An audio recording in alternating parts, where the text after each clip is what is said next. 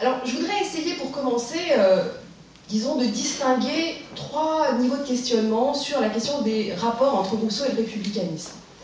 Tout d'abord, c'est la première question, et Anne Morvan l'a rappelé, Rousseau était-il lui-même républicain? Quel type de républicanisme a-t-il défendu à un moment où, dit-on, il n'y avait pas de tradition républicaine en France? La deuxième question que je voudrais poser, c'est celle de l'héritage ou du legs de Rousseau au moment de la Révolution française d'une part, et au XIXe siècle ensuite, au moment de la fondation de la Troisième République. Enfin, et ça sera le troisième niveau de questionnement, qu'est devenu Rousseau aujourd'hui dans ce courant très important qu'est le néo-républicanisme, dont par exemple Philippe Petit est l'un des promoteurs principaux. Il en a été apparemment question hier soir. Donc voilà trois niveaux de questionnement. Rousseau était-il républicain et en quel sens? Quel est son legs à l'histoire de la Révolution et au XIXe siècle? Et enfin, quel est son héritage aujourd'hui? Alors je vais commencer par la première question. En quel sens peut-on dire que Rousseau était républicain?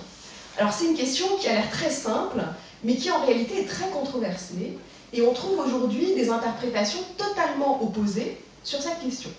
Alors je vais essayer de résumer en deux mots les parties en présence. D'un côté, on place Rousseau au cœur du dispositif républicain. C'est la position de Jean-Fabien Spitz. Rousseau est le premier grand républicain en France. C'est lui qui a inventé l'idée républicaine pour la France. Et je vais évoquer dans un instant des arguments qui peuvent aller en ce sens. Et de l'autre côté, en effet, Bruno Bernardi, qui, pour sa part, considère que Rousseau n'était pas républicain. Alors, en un sens que l'on pourrait ensuite, bien sûr, tenter de préciser, notamment parce qu'il ne répond pas aux critères qui ensuite ont été développés par la tradition républicaine. Alors, si on revient au texte de Rousseau lui-même, et pour l'essentiel au contrat social, il me semble qu'il faut souligner 5 points majeurs si l'on veut essayer de déterminer dans quelle mesure Rousseau était républicain et en quel sens. Tout d'abord, premier point, Rousseau a posé le principe intangible de la souveraineté populaire. Ça, c'est le point fondamental. Seul le peuple peut être souverain. Et en cela, évidemment, Rousseau, disons, transposait ce qui était le schéma hobbesien de la souveraineté. Donc, Thomas Hobbes, au siècle précédent, avait défini la souveraineté comme une indivisible et absolue, mais il la remettait plutôt au monarque ou éventuellement à une assemblée. Rousseau transpose ce principe de souveraineté, une indivisible et absolue, mais il la transporte dans le peuple, et seul le peuple peut être légitimement souverain. La définition que tu rappelais de la République témoigne de cette transposition. Alors pourquoi seul le peuple peut-il être souverain? Parce que finalement, seul le peuple peut légitimement élaborer des lois, et le peuple ne peut être libre, au sens de autonome, que s'il obéit aux lois qu'il s'est lui-même prescrites. C'est la définition de l'autonomie par Rousseau dans le contrat social. Je ne suis autonome que si j'obéis aux lois que je me suis moi-même données. Donc voilà le premier point, la souveraineté populaire. Deuxième point fondamental, Rousseau a défini la République à partir d'une théorie du contrat. Et ce n'est pas sans importance parce que d'autres républicains, entre guillemets, ne sont pas contractualistes. On pense par exemple à Machiavel. Machiavel n'avait pas de théorie du contrat. Donc Rousseau est le premier philosophe politique à conjoindre une théorie complète du contrat, comme il y en avait chez Hobbes, chez Locke, et une théorie, une défense de la République. Et ça, c'est tout à fait nouveau. On peut dire qu'il conjoint vraiment ces deux perspectives qui jusqu'alors étaient séparées. Et ce qui est très intéressant, c'est que la manière dont il définit le contrat social a laissé des traces, tout au long ensuite du XIXe siècle et même du XXe siècle. Il définit le contrat social comme une aliénation totale. Aliénation totale de chacun, avec tous ses droits, à toute la communauté. Donc le contrat, c'est l'acte par lequel un peuple devient un peuple, et c'est l'acte par lequel, finalement, chacun donne tout ce qu'il a, toutes ses possessions, qui ne sont pas encore des propriétés, mais aussi sa force, sa puissance, sa liberté naturelle. Il la donne à un collectif qu'il contribue par la même à créer. Ça, c'est le second mouvement, l'aliénation totale au fondement de la République. Troisième élément qui me paraît important, Rousseau a compris que pour défendre la liberté politique, il fallait aussi défendre l'égalité. Alors bien sûr, ce n'est pas le philosophe à avoir compris que les deux concepts devaient s'articuler, loin de là, mais il est sans doute celui qui a poussé à l'extrême cette articulation. Il ne peut pas y avoir de liberté sans égalité. Donc si la liberté et l'égalité, comme il le dit, sont les deux fins de tout système politique légitime, toute république doit viser la liberté et l'égalité, c'est notamment parce qu'il ne peut pas y avoir de liberté véritable sans une certaine égalité, qui ne soit pas seulement l'égalité des droits, politiques et civils, mais également l'égalité des conditions, l'égalité relative des conditions, c'est-à-dire finalement un État où personne n'est capable d'acheter certains citoyens et où les autres ne sont pas obligés de devoir se vendre. Donc une situation où l'indépendance matérielle peut fonder l'autonomie politique. Donc ça, c'est le troisième point, l'articulation liberté-égalité. Quatrième point qui me paraît important, le rôle de la vertu. Alors là aussi, c'est un point très controversé justement entre les interprétations concurrentes. Rousseau a-t-il défendu la vertu civique? A-t-il défendu le patriotisme? En réalité, c'est une question plus délicate qu'il n'y paraît, mais il y a un texte crucial du contrat social qu'il faut rappeler ici, où Rousseau se démarque de Montesquieu, qui était son mentor. Alors pour la petite histoire, Rousseau a commencé, sa carrière à Paris en tant que secrétaire d'une dame de la haute société qui s'appelait Madame Dupin. Et en 1745, alors qu'il était modeste secrétaire, il a recopié minutieusement, de manière manuscrite, la totalité de l'esprit des lois de Montesquieu, et nous avons conservé ces notes avec les commentaires de l'esprit des lois à Bordeaux. Et donc Rousseau connaît par cœur l'esprit des lois, c'est vraiment son texte de base, de référence. Néanmoins, il y a vraiment certains points où il se distingue massivement de Montesquieu, et notamment le fait que Montesquieu avait relégué la République à l'Antiquité pour l'essentiel. La démocratie, c'est avant tout la démocratie antique, c'est avant tout Rome, Sparte, Athènes.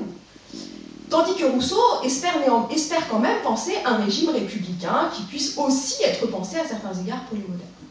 Et donc, la vertu, c'est le point crucial de désaccord entre Montesquieu et Rousseau. Parce que pour Montesquieu, la vertu, c'est la passion dominante de la démocratie antique. La vertu politique, l'amour de la patrie, l'amour des lois, l'amour de l'égalité, de la frugalité, c'est ce que toute cité antique doit avoir pour se conserver. Et Rousseau transpose cette vertu qui était circonscrite par Montesquieu à la démocratie antique, il la transpose à tout État républicain. Tout État républicain, dit-il, doit reposer sur la vertu. Et donc sur le civisme, sur le fait de préférer l'intérêt public à son intérêt particulier, sur le fait d'être capable d'être dévoué à la chose publique, au détriment de l'ambition personnelle, de la cupidité, etc. Donc cette idée de Montesquieu qui était circonscrite et pour Montesquieu reléguée à une chose du passé, la République pour Montesquieu c'est une chose du passé pour l'essentiel, devient chez Rousseau au centre du dispositif. Cinquième et dernier point, qui sera très bref, Rousseau signe jusqu'à un certain moment, jusqu'à un certain moment où il rompt avec sa ville natale, il signe citoyen de Genève. Rousseau signe citoyen de Genève, et c'est bien en tant qu'il connaît l'histoire de Genève, la Genève calviniste, qui a été refondée à partir des institutions de Calvin, qu'il pense le républicanisme. Donc le républicanisme de Rousseau, c'est une forme, alors c'est là aussi très controversé sur les sources genevoises, etc., mais c'est quand même d'abord et avant tout le modèle calviniste, austère, frugal, qui est au centre, disons, de l'attention, même si évidemment Rousseau pense beaucoup aussi à Rome, à Sparte, etc. Voilà, les 5 points qui me paraissent importants. Alors, bien sûr, ça ne suffit pas à faire de Rousseau un républicain, le terme est trop vaste, et surtout, je voudrais d'emblée, dans ce premier moment, mettre en garde contre 3 mésinterprétations possibles de sa pensée. En tout cas, 3 choses étonnantes et paradoxales. Premier point étonnant, Rousseau est un penseur absolutiste. Alors, il est à la fois républicain, comme on vient de le voir, mais en même temps, c'est un penseur absolutiste. C'est-à-dire qu'il transpose totalement la vision hobbesienne de la souveraineté en la donnant au peuple, mais sans renoncer au caractère absolu de la souveraineté, et surtout en insistant sur le caractère infaillible de la volonté générale du peuple. Et ce caractère infaillible, évidemment, a été l'objet de nombreuses discussions. La volonté générale est toujours droite, elle ne peut jamais errer, elle est toujours inaltérable et pure. Donc évidemment, cette vision de la volonté populaire, comme volonté infaillible et absolue, dès lors qu'elle s'exprime dans les bonnes circonstances. Donc premièrement, Rousseau est un penseur absolutiste, et non pas, comme on le dit traditionnellement dans la tradition républicaine, un défenseur de la constitution mixte. Il ne défend absolument pas la constitution mixte, le partage des pouvoirs, etc.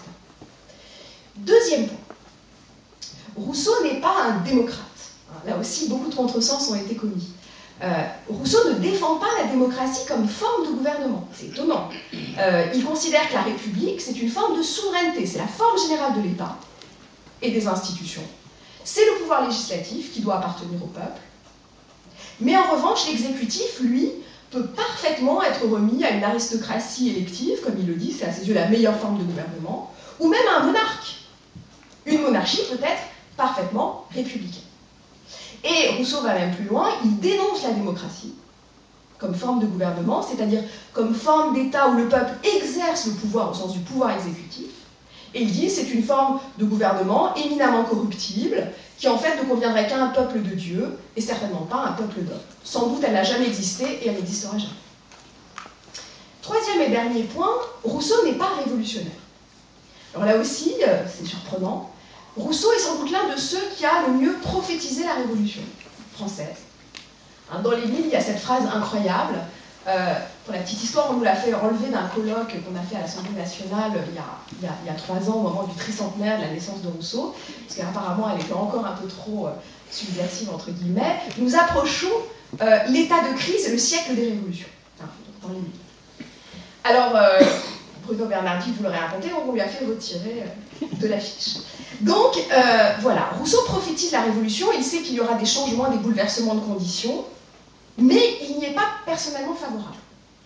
C'est-à-dire que chaque fois que Rousseau évoque la possibilité d'une révolution des grandes monarchies européennes, d'Ancien Régime, il dit « ça va être sanguinaire, ça sera des grands bouleversements, bains de sang ». Lui-même n'y est pas du tout favorable.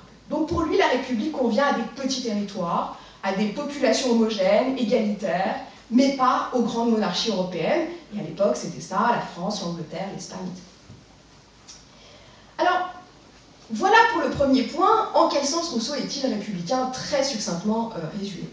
Alors maintenant, dans un second temps, je voudrais demander, finalement, si Rousseau a des rapports si complexes avec le républicanisme, comment se fait-il qu'il soit devenu le véritable mentor de la Révolution française, d'une part, et d'autre part, le véritable mentor de la Troisième République. Alors avec des nuances qu'il va falloir apporter. C'est quand même étonnant, cet auteur a été choisi parmi tout le canon des philosophes français, mais aussi anglais, de l'époque, comme le législateur de la Révolution française.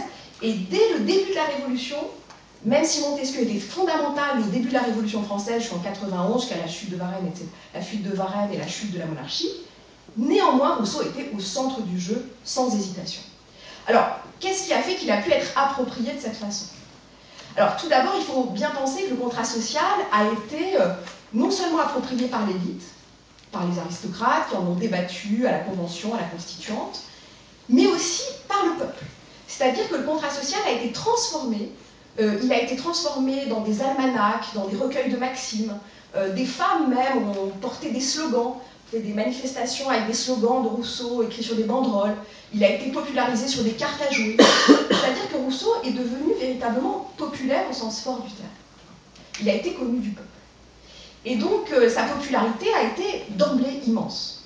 Et de très nombreuses sections sous la Révolution se sont faites appeler section des amis de Jean-Jacques Rousseau, section du contrat social, etc., etc. Donc, il a été populaire très tôt, et en même temps, il a été très controversé d'emblée. C'est-à-dire que non seulement il a été approprié par les patriotes, et ensuite par les montagnards et les jacobins, en particulier par Robespierre, bien sûr, mais il a aussi été approprié de l'autre côté, par des aristocrates. Il y a une brochure célèbre pendant la Révolution, Rousseau aristocrate, très étonnant, où on faisait au contraire de Rousseau un défenseur des privilèges de l'aristocratie, enfin une lecture évidemment à contre-courant. Voilà, donc il a été réapproprié de tous les bords, même si évidemment c'est la République jacobine qui l'a mené le plus loin, Robespierre, le culte de l'être suprême, le minimum en particulier avec le prix du pain. Tout ça est évidemment tiré directement de Rousseau, la religion civile, etc.